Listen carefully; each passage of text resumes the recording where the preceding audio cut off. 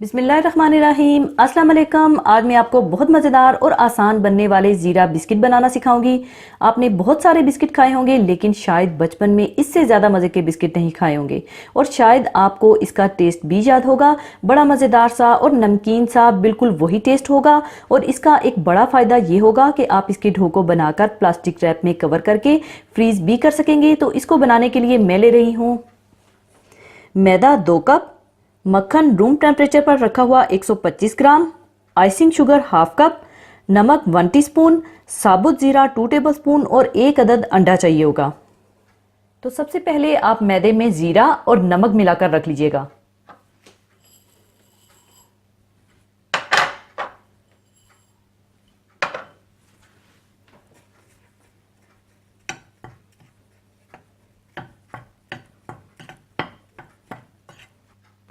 फिर इसके बाद मक्खन और आइसिंग शुगर को इतना अच्छा बीट कीजिएगा कि ये क्रीमी सा हो जाए।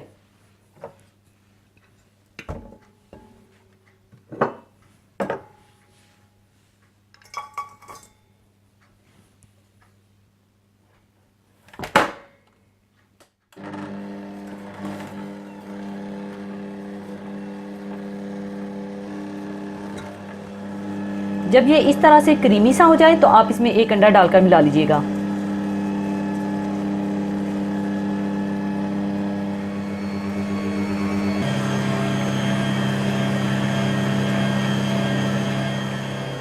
इसके बाद आप इसमें थोड़ा थोड़ा करके मैदा डालकर इसका डोसा तैयार कर लीजिएगा।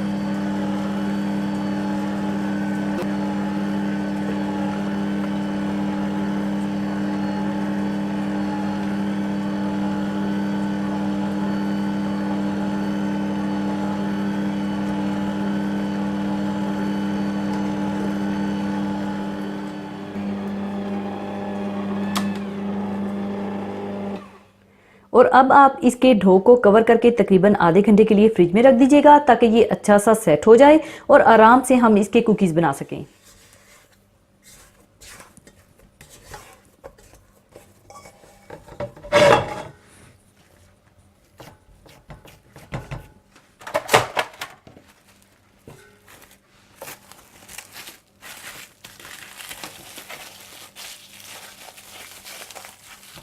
जब ज़ीरा बिस्किट का डो अच्छा सा सेट हो जाए तो आप इन्हें कुकी कटर से काटकर अपनी पसंद की कोई भी शेप दे सकते हैं, लेकिन मैं इनके हाथों से छोटे छोटे एक जैसे बाल्स बनाकर इन्हें थोड़ा प्रेस कर लूंगी और इसी दौरान आप ओवन को भी 170 डिग्री पर प्रीहीट कर लीजिएगा।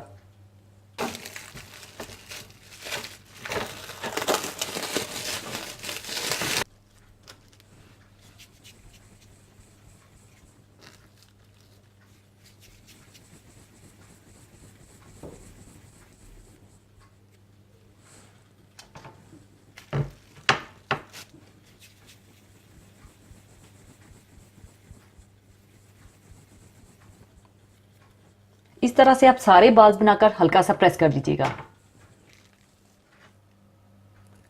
कुकीज़ बनाने के बाद आप इन्हें 170 डिग्री सेंटीग्रेड पर रखकर 10 से 12 मिनट के लिए बेक कर लीजिएगा।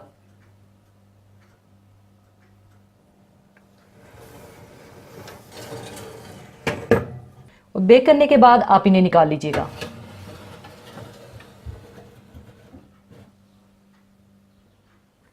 लीजिए, बहुत मज़ेदार ज़ीरा बिस्किट तैयार हैं और अब इन्हें मैं थोड़ा ठंडा होने के बाद सर्विंग प्लेट में डाल लूँगी।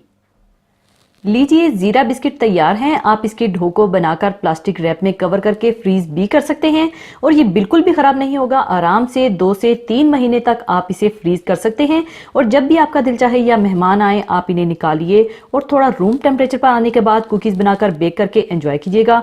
तो ज़रूर ट्राई कीजिएगा और मुझे बताइएगा कि कैसे बने और मुझ नाचीज़ को अपनी दुआओं में याद रखिएगा। और जाने से पहले एक हदीस पाक शेयर करना चाहूँगी। हदीस पाक इस तरह से है। हज़रत अबू हुरैरा रज़ी अल्लाह ताला अन्हो से रवायत है कि रसूलुल्लाह सल्लल्लाहु अलैहि वसल्लम ने इरशाद फरमाया कि बाज़ औक़ात एक इंसान अल्लाह ताला की रज़ामंदी की कोई बात कहता है कि जिसकी तरफ उसका ख्याल भी नहीं होता और उसकी वजह से अल्लाह ताला उसके बहुत से दर्जात बुलंद कर देता है।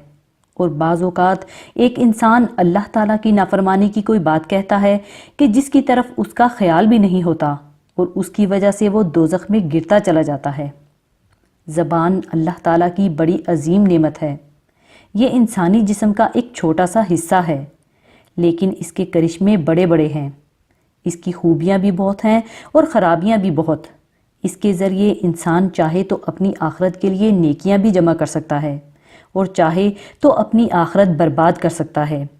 अगर कोई शख्स इस ज़ुबान को सही इस्तेमाल करे और कोई अच्छी बात कहे तो उस बात की वजह से अल्लाह ताला ना जाने कितने दर्जात बुलंद कर देता है।